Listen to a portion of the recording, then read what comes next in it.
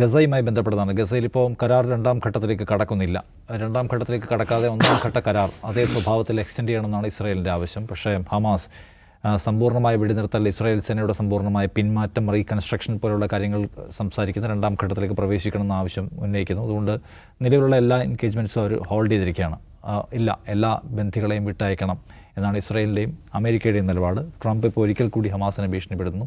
മുഴുവൻ പേരെയും പെട്ടെന്ന് വിട്ടയച്ചില്ലെങ്കിൽ പിന്നീട് നിങ്ങൾക്ക് അനുഭവിക്കാൻ പോകുന്നത് വലിയ നരകയാതനയായിരിക്കുമെന്ന ഭീഷണി അവരുടെ മുമ്പിലേക്ക് വെക്കുകയാണ്. പിന്നീട് നമുക്കറിയാവുന്ന പോലെ ഇപ്പോൾ തന്നെ അവിടത്തേക്കുള്ള ഈ സഹായ വണ്ടികളെല്ലാം തടഞ്ഞു വയ്ക്കുക. പട്ടിണി പതിയെ അവിടെ വീണ്ടും തുടങ്ങിയിരിക്കുന്നു. അവരുടെ ഈദ് ആഘോഷങ്ങളെയും നോമ്പുകാല പ്രാർത്ഥനകളെല്ലാം തടസ്സപ്പെടുത്തുന്ന തരത്തിലുള്ള കൂടുതൽ കർശനമായ നിയന്ത്രണം കൊണ്ടുവരികയും ചെയ്തിരിക്കുന്നു ഇപ്പോൾ ഇസ്രായേൽ അവിടെ. അപ്പോൾ ഈ അമേരിക്ക ഈ വിഷയത്തിലൊരു പരിഹാരം ഉണ്ടാക്കാൻ, ഹമാസിനെ അവരുടെ ബാർഗനിങ് കപ്പാസിറ്റി കുറയ്ക്കാൻ നടത്തുന്ന ഈ സമ്മർദ്ദത്തിൻ്റെ ഒരു ഫലം എന്തായിരിക്കും? അമേരിക്ക ഇതിനകത്ത് എന്തുമാത്രം പ്രാക്ടിക്കലായി ഇടപെടുന്നുണ്ട് അതിനെക്കുറിച്ച് സംസാരിക്കാൻ വിചാരിക്കുന്നു. അവസാനം എന്താണ് തോന്നുന്നത്? അമേരിക്ക ഇപ്പോൾ ഈ കൊടുക്കുന്ന ഈ പ്രഷർ അല്ലെങ്കിൽ ഈ വാർണിംഗ്, അതിൻ്റെ ഒരു പ്രയോഗ സാധ്യത എന്തുമാത്രമാണ്? ഇത് നോക്കൂ, ഇപ്പോൾ ട്രംപ് ആണ് ഇന്ന് പ്രസ്താവന ഇറക്കിയിരിക്കുന്നത്. എന്താണ്, എല്ലാ ബന്ദികളും ഇട്ടില്ലെങ്കിൽ എന്താണ് you are going to face the hell later എന്നുള്ളതാണ്. ഇങ്ങേരുടെ ഹെല്ല് ഇത് രണ്ടാം വട്ടമാണ്. കഴിഞ്ഞ ശനിയാഴ്ച വേറൊരു ഹെല്ല് പൊട്ടിപ്പുറപ്പെട്ടിട്ടുണ്ടായിരുന്നു. അന്നേക്ക് എല്ലാ ബന്ദികളെയും വിട്ടില്ലെങ്കിൽ നിങ്ങൾ ഇതുവരെ കാണാത്ത നരകം കാണാൻ പോകണമെന്നാണ് പറഞ്ഞത്. ഒന്നും സംഭവിച്ചിട്ടില്ല. ഹമാസ് അവിടെ തന്നെ ഉണ്ട്, ബന്ദികൾ അവിടെ തന്നെ ഉണ്ട്, ട്രംപും അവിടെ തന്നെ ഉണ്ട്. ഇത് രണ്ടാമത്തെ ഇതാണ്, മുഴുവൻ ഫൈനൽ വാർണിംഗ് എന്നാണ് പറയുന്നത്. Final warning. ഇത് ഒന്നാമത്തെ പ്രശ്നം എന്ന് വെച്ചാൽ ഈ നരകം, നിങ്ങൾ നരകം കാണേണ്ടി വരുമെന്ന് ഗസക്കാരോട് പറഞ്ഞിട്ട് പ്രത്യേകിച്ച് ഒരു കാര്യമില്ല. കാരണം അവരൊരുപാട് നരകങ്ങൾ കണ്ടാണ് ഇവിടെ എത്തിയിരിക്കുന്നത്. നരകത്തിൽ ജനിച്ച്, നരകത്തിലൂടെ വളർന്ന്, നരകത്തിലൂടെ നീന്തി, നരകത്തിൽ നിൽക്കുന്ന ആളുകളോട് ഇത് നിങ്ങൾ നരകം കാണാൻ പോവുകയാണ് എന്ന് പറഞ്ഞിട്ട് പ്രത്യേകിച്ച് കാര്യമൊന്നുമില്ല. പിന്നെ എന്തു ചെയ്യും? ഇപ്പോൾ ട്രംപ് അത് ചെയ്യാൻ പറ്റുന്നതെല്ലാം അവരോട് ചെയ്തു കഴിഞ്ഞു. അവിടെ ചെയ്യാൻ ബാക്കിയുള്ള ഒരു കാര്യം അണുബോംബ് വിടുക എന്നുള്ളതാണ്. അണുബോംബ് വിടാത്തത് എന്താ കാരണം എന്ന് വെച്ചാൽ, അണുബോംബ് വിട്ട് കഴിഞ്ഞാൽ അതിൻ്റെ വികിരണം ഗസയിൽ മാത്രം പരിമിതപ്പെടുത്താൻ പറ്റില്ല. ചെറിയൊരു സ്ഥലമാണ്. അപ്പം അണുബോംബിനോട് നീ ഇവിടെ ഗസക്കാരെ മാത്രം ബാധിക്കൂ എന്ന് പറഞ്ഞാൽ നടക്കില്ല. ഇസ്രായേലും അതുകൊണ്ട് മാത്രമാണ് അണുബോംബ് വിടാത്തത്. അണുബോംബ് വിടണമെന്ന് പ്രസ്താവന നടത്തിയ ഇസ്രായേലി മന്ത്രിമാരുണ്ട് കേട്ടോ, അത് മനസ്സിലാക്കണം. അപ്പോൾ അതുകൊണ്ട് ഈ പറയുന്ന ഭീഷണി പ്രസ്താവനകൾ അതൊന്നും എവിടെയും എത്താൻ പോകുന്നില്ല. അവരും അതിനെ ഗൗരവത്തിൽ കാണുന്നില്ല. ഇപ്പോൾ ഇനി ട്രംപ് നോക്കൂ, അദ്ദേഹം ഒരു സ്റ്റേറ്റ്മാനാണ്, ഒരു രാഷ്ട്രത്തിൻ്റെ പ്രസിഡൻ്റാണ്. ഒരു രാഷ്ട്രത്തിൻ്റെ പ്രസിഡൻറ്റ്, അതും ലോകത്തെ ഏറ്റവും പ്രധാനപ്പെട്ട നമ്പർ 1 രാജ്യം എന്ന് പറയുന്ന രാജ്യത്തിന് അങ്ങനത്തെ ഒരാൾ സംസാരിക്കേണ്ട ഭാഷയാണ്, ഉപയോഗിക്കേണ്ട വാക്കുകളാണെന്ന് ചോദിച്ചാൽ അതും വേറൊരു ഇതാണ്. ആ മനുഷ്യനതൊന്നും അറിയില്ല. അപ്പോൾ അതുകൊണ്ട് ട്രംപിൻ്റെ പ്രസ്താവനകൾ എന്തെങ്കിലും നിലക്കുള്ള ഒരു റിയൽ ടൈം എഫക്റ്റ് ഉണ്ടാകും. അങ്ങനെ സംഭവിക്കാനേ പോകുന്നില്ല. അത് ഹമാസിനെയും ബാധിക്കാൻ പോകുന്നില്ല. അവർ പരിഗണിക്കുന്നില്ല. പക്ഷേ ഇത് നടക്കുമ്പോൾ നമുക്ക് കാണേണ്ട കാര്യമുണ്ട് നിഷാദ്. ട്രംപ് ഈ പ്രസ്താവന നടക്കുന്ന അതേ സമയത്ത് തന്നെയാണ് മറ്റൊരു വാർത്ത പുറത്തു വരുന്നത്. ചരിത്രത്തിൽ ആദ്യമായിട്ട് അമേരിക്കൻ ഭരണകൂടം ഹമാസുമായി നേരിട്ട് ചർച്ച നടത്തുകയാണ്. നേരിട്ട് ചർച്ച നടത്തുന്നുള്ള ചില മാധ്യമങ്ങൾ റിപ്പോർട്ട് ചെയ്യുന്നു. അവരുടെ വൈറ്റ് ഹൗസിൻ്റെ പ്രസ് സെക്രട്ടറി തന്നെ അതിനെ സ്ഥിരീകരിക്കുകയാണ്. ഈ കീറ്റ് ലെവിങ്സ്റ്റൺ എന്താണ് അദ്ദേഹത്തിന് സ്റ്റീവ് പോലെ അവരുടെ പ്രസ് സെക്രട്ടറിയാണ് സ്ഥിരീകരിക്കുന്നത്. ഞങ്ങളങ്ങനെ ചർച്ച നടക്കുന്നുണ്ട്. നമുക്ക് അമേരിക്ക ഒരു ക്ലാസിഫൈ ചെയ്ത സംഘടന ഹമാസ്. അപ്പോൾ ക്ലാസിഫൈ ചെയ്തൊരു സംഘടനയായിട്ട് നേരിട്ട് ചർച്ച നടത്തുക എന്ന് പറയുന്നത് സാധാരണ സംഭവിക്കില്ല. പക്ഷേ ഇവിടെ അമേരിക്ക ഹമാസുമായി നേരിട്ട് ചർച്ച നടത്തുകയാണ്. അത് ഇസ്രായേലിനെ സംബന്ധിച്ചിടത്തോളം അങ്ങ് വലിയ തിരിച്ചടിയാണ്. കാരണം ഇസ്രായേൽ ഈ പറയുന്ന വെടിനിർത്തൽ ചർച്ചകളൊക്കെ ആരായിട്ടാണ് നടത്തുന്നത്? ഹമാസുമായി നേരിട്ടല്ല നടത്തുന്നത്. ദോഹയുമായിട്ടോ ഈ കൈറോയുമായിട്ടോ നടത്തി, അങ്ങനെയാണ് മീഡിയേറ്റർ വഴിയാണ് നടത്തുന്നത്. അപ്പോൾ അമേരിക്ക ഹമാസുമായിട്ട് സംസാരിക്കുന്നു. ആ സംസാരിക്കുന്ന സമയത്ത് തന്നെ ഇപ്പുറത്ത് ട്രംപ് ഇങ്ങനെ സ്റ്റേറ്റ്മെൻറ്റ് നടത്തുന്നത് ഒരു പക്ഷേ ബാലൻസ് ചെയ്യാൻ വേണ്ടിയിട്ടായിരിക്കും. പക്ഷേ ഇതിനിടയിലുണ്ടായുള്ള വേറെ ഡെവലപ്മെൻറ്റ് നമ്മൾ കാണണം. നമുക്ക് ഈ ഗസക്കാരെ മുഴുവൻ അവിടെ നിന്ന് ഒഴിപ്പിക്കാൻ പോവുകയാണെന്ന് ട്രംപ് പ്രസ്താവന നടത്തുകയാണ്.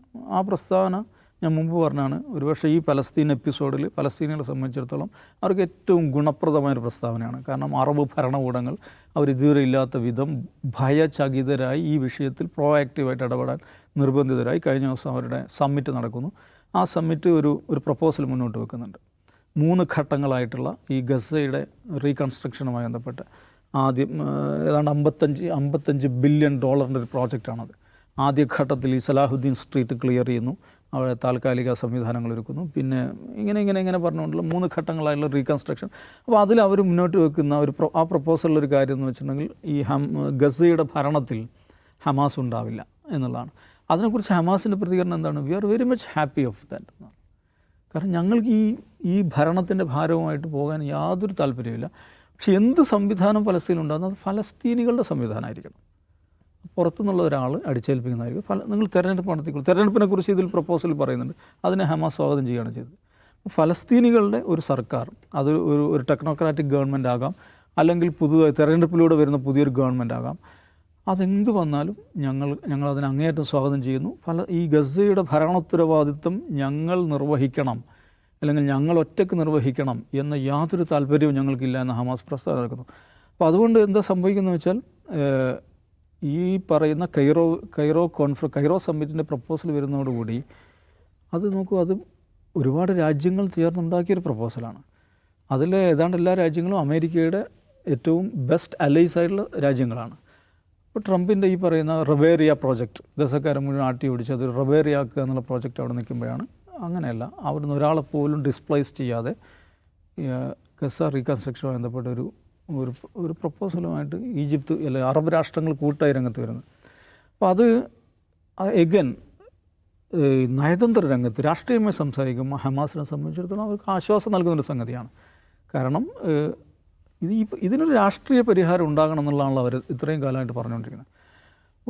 ചുരുക്കി പറഞ്ഞാൽ ഇസ്രായേലിനെയും അമേരിക്കയെയും സംബന്ധിച്ചിടത്തോളം ഈ പ്രശ്നത്തിൽ ഹമാസിനോ ഫലസ്തീനികൾക്കോ താല്പര്യമില്ലാത്ത ഒരു പ്രപ്പോസലുമായിട്ട് മുന്നോട്ട് പോകാൻ പറ്റില്ല എന്ന സാഹചര്യമാണ് വന്നിരിക്കുന്നത്.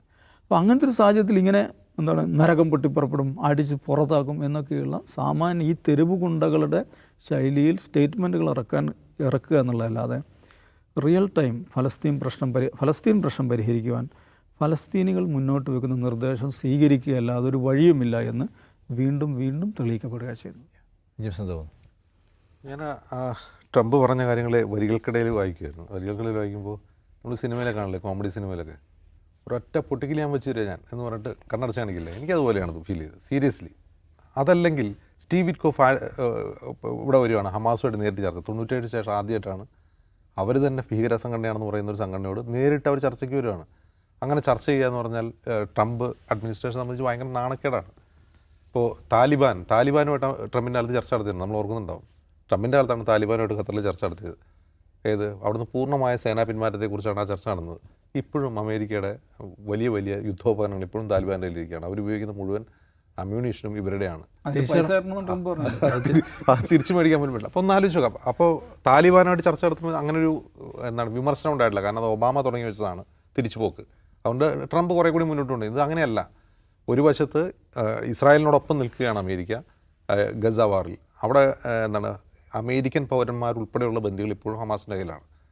അപ്പോൾ അമേരിക്കൻ പൗരന്മാരുൾപ്പെടെയുള്ള ബന്ദികൾ ഹമാസിൻ്റെ കയ്യിലിരിക്കെ അമേരിക്ക നേർക്ക് നേരെ ചെന്ന് അവരെ വിട്ടയക്കണം എന്ന് പറഞ്ഞ് ചർച്ച നടത്താണ്. ഇത് വേറൊരർത്ഥത്തിൽ നോക്കുക അമേരിക്ക ഭയങ്കര നാണക്കേടാണ്. അമേരിക്കൻ പൗരന്മാരെ ബന്ദികളാക്കി വെച്ചിരിക്കുക, അമേരിക്ക തന്നെ അങ്ങോട്ട് ചെന്ന് വിറ്റ്കോഫ് ഇങ്ങോട്ട് വന്ന് ചർച്ച നടത്തുകയാണ്. അത് ശരിക്കും നാണക്കേടാണ് അവരെ സംബന്ധിച്ച്. അപ്പോൾ എന്ത് വേണം? ആ നാണക്കേട് മറികടക്കാൻ ഒരൊറ്റ വിഗ്യം വെച്ചിട്ട് ഞാൻ എന്ന് പറഞ്ഞാൽ ഒച്ച വെക്കണം. അതാണ് ഇന്നലെ രാത്രി ട്രംപ് ചെയ്തത്. നമ്മളിപ്പോൾ യുക്രൈൻ സംഭവം തന്നെ നോക്കുക. യുക്രൈനിൽ എന്താണ്ടായത്? സെലൻസ്കി വൈറ്റ് ഹൗസിൽ വരുന്നു, ഗുരു മുമ്പിൽ ഭയങ്കര അടി, അത് ക്യാമറയുടെ മുമ്പിൽ ഭയങ്കര അടി വയ്ക്കുന്നു. ഇന്നലെ എന്താ സംഭവിക്കുന്നത്? സെലൻസ്കി പറയുന്നത് ഞങ്ങൾ ഇതിന് തയ്യാറാണ്, കരാറിന് തയ്യാറാണെന്ന് പറഞ്ഞു. അപ്പോൾ നമ്മൾ പറയും, ഞാനിതിനെ തിയേറ്ററിക്സ് ആയിട്ടാണ് കാണുന്നത്. ട്രംപ് ഇസ്രായേലിനൊപ്പം നിൽക്കുന്നു. നെതന്യാഹുവിൻ്റെ വിചാരം ഇപ്പം ട്രംപ് എന്നോടൊപ്പം കൊണ്ടുവന്നത് അത് തോന്നൽ മാത്രമാണെന്നാണ് എൻ്റെ ഒരു തോന്നൽ. അതൊരു തോന്നൽ മാത്രമാണ്. ട്രംപിൻ്റെ അജണ്ടയുണ്ട്. ആ അജണ്ടയുടെ പിന്നിലുള്ള തിയറി എന്താണ്, അയാളുടെ പൊളിറ്റിക്കൽ ഫിലോസഫി എന്താണെന്ന് ചെറിഞ്ഞാൽ നമുക്ക് കിട്ടില്ല. അയാളുടെ ഒരു ഐഡിയയിലാകും പോവാണ്. ഇപ്പം നെതന്യാഹു വിചാരിക്കും അളിയൻ എൻ്റെ ഒപ്പം ഉണ്ട് എന്നൊക്കെ വിചാരിക്കില്ല. അങ്ങനെ എല്ലാ കാര്യങ്ങൾ. അപ്പോൾ ഒന്ന് ആലോചിച്ച് നോക്കുക, ഇസ്രായേലിനെ സംബന്ധിച്ച് ഈ കൈറോയിൽ നടന്നിട്ടുള്ള ഉച്ചകോടി മുന്നോട്ട് വയ്ക്കുന്ന നിർദ്ദേശങ്ങൾ ഇസ്രായേലിനെ സംബന്ധിച്ച് ഒട്ടും സൂചകമല്ല. അവർ ഗസ റീബിൽഡ് ചെയ്യാൻ പോകണമെന്ന് പറഞ്ഞാൽ എന്താണ് അർത്ഥം? അവിടെ അപ്പോൾ ഹമാസ് ഭരിക്കട്ടെ, മറ്റാര് ഭരിക്കട്ടെ. ഹമാസ് ഭരിക്കായിരുന്ന കുറേ കൂടി അവർ സൈനിക പരിശീലനത്തിൽ ഏർപ്പെടുകയും ഇസ്രായേലിനെതിരെ കൂപ്പുകൂട്ടുകയോ ചെയ്യുക. അതൊരിക്കലും ഇസ്രായേലിനെ സംബന്ധിച്ച് നല്ലതല്ല. അത് റീബിൽഡ് ചെയ്യുക എന്ന് പറഞ്ഞാൽ ആ റീബിൽഡ് പൂർത്തിയാവുന്നവരെങ്കിലും പിന്നെ യുദ്ധം നടക്കുന്ന ഒരു സാഹചര്യം ഉണ്ടാവില്ല. ഹമാസും അതിനുവേണ്ടി തയ്യാറാവില്ല. Gaza rebuild ചെയ്യുകയാണല്ലോ. അപ്പോൾ യഥാർത്ഥത്തിൽ ഗസ റീബിൽഡ് എന്ന് പറയുന്ന ഒരു ഫലസ്തീൻ സ്വതന്ത്ര രാഷ്ട്രത്തിലേക്കുള്ള പോക്കാണ്. അത് ഇസ്രായേലിന് നന്നായിട്ട് അറിയാം. അപ്പോൾ ഇതുകൊണ്ട് ഈ പറയുന്ന കൈറോ ഉച്ചകോടി കൊണ്ടോ ട്രംപിൻ്റെ വിറ്റ്കോഫിൻ്റെ മിഷൻ കൊണ്ടോ ഒന്നും ഇസ്രായേലിന് പ്രത്യേകിച്ച് ഗുണമൊന്നും ഉണ്ടാകാൻ പോകുന്നില്ല. ആകെ ഇസ്രായേലിന് നെതന്യാഹു കിട്ടുകയെന്ന് വെച്ചാൽ ബന്ദികളെ വിട്ട് കിട്ടിയാൽ അത് പറഞ്ഞിപ്പോൾ ഇസ്രായേലിൽ നടക്കുന്ന പ്രക്ഷോഭങ്ങൾ അടർത്തി നിർത്താം. അതല്ലാതെ ഇസ്രായേലിൻ്റെ ഒരു ഇൻവേഷൻ പ്ലാൻ, ഗസയെക്കുറിച്ചുള്ള ഇസ്രായേലിൻ്റെ പ്ലാൻ, ഇതിനൊന്നും ശുഭസൂചകമല്ല ഇപ്പോൾ നടന്നുകൊണ്ടിരിക്കുന്ന കാര്യങ്ങൾ. വെടിനിർത്തൽ പോലും ഇസ്രായേലിനെ സംബന്ധിച്ച് ഇസ്രായേലിൻ്റെ താല്പര്യങ്ങൾക്ക് വിരുദ്ധമാണ്, നെതന്യാഹുവിൻ്റെ താല്പര്യങ്ങൾക്ക് വിരുദ്ധമാണ്. അപ്പോൾ ഇപ്പോൾ നമ്മൾ പ്രത്യക്ഷത്തിൽ കാണുന്നത് ട്രംപ് ഇപ്പോൾ അദ്ദേഹത്തിൻ്റെ ഒന്നാം സർക്കാരിൻ്റെ കാലത്ത്, അല്ലെങ്കിൽ ഒന്നാം ഭരണകാലത്തുണ്ടായിരുന്നതുപോലെ പൂർണ്ണമായും ഇസ്രായേലിൻ്റെ ഒപ്പം നിന്ന് ഇസ്രായേലിനോട് സഹായിക്കാൻ തോന്നുമെങ്കിലും ഈ ഒച്ചപ്പാടും ബഹളം മാത്രമേ ഉള്ളൂ, വെടിയും പോകുകയും മാത്രമേ ഉള്ളൂ. സംഭവം വേറൊരു റൂട്ടിലാണ് പോകുന്നത്, വേറെ രീതിയിലേക്കാണ് പോകുന്നത്. പക്ഷെ അതിനെങ്ങനെ മറ്റ് രാജ്യങ്ങൾ അതിനെ ഉപയോഗപ്പെടുത്തും? ട്രംപിൻ്റെ ഇപ്പോഴത്തെ നിലപാട് വെച്ചിട്ട് അതിപ്പോൾ അറബ് രാജ്യങ്ങളാവട്ടെ, ഗൾഫ് രാജ്യങ്ങളാവട്ടെ, യൂറോപ്യൻ രാജ്യങ്ങളാവട്ടെ, അതായത് സ്വതന്ത്ര ഫലസ്തീൻ രാഷ്ട്രം വേണമെന്ന് വാദിക്കുന്ന രാജ്യങ്ങൾ നിലവിലെ രാഷ്ട്രീയ കാലാവസ്ഥ എങ്ങനെ ഉപയോഗപ്പെടുത്തുന്നതാണ് കാത്തിരുന്ന് കാണുന്നത്. യെസ്, അതാണ് അഭിപ്രായങ്ങൾ.